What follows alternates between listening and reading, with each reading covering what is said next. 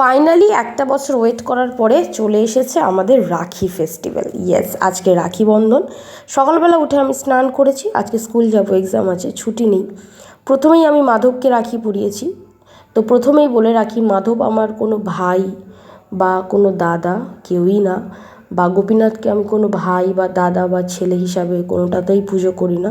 গোপীনাথ আমার মনের একজন মানুষ, আমার খুব কাছের একজন সখা, সেই হিসাবেই পুজো করি আমি। এবং আমি আমাদের প্রথম রাখিটা আমি গোপীনাথকেই বাঁধি। তো গোপীনাথকে বাঁধার পরে, মাধবকে বাঁধার পরে আমি তারপর দাদাকে বেঁধে স্কুলে গেছিলাম।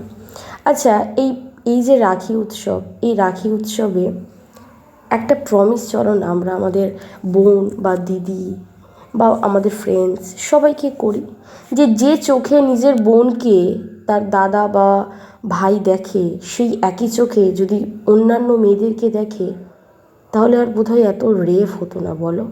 এত মেয়েদের চোখের জল পড়তো না, এতটাভাবে মেয়েরা নির্যাতিত হতো না। মাটির একটা প্রতিমাকে মেয়ে হিসাবে আমরা কতই না যত্ন করি, অথচ নিজের ঘরের মেয়েটাকে আমরা সম্মান দিতে পারি না।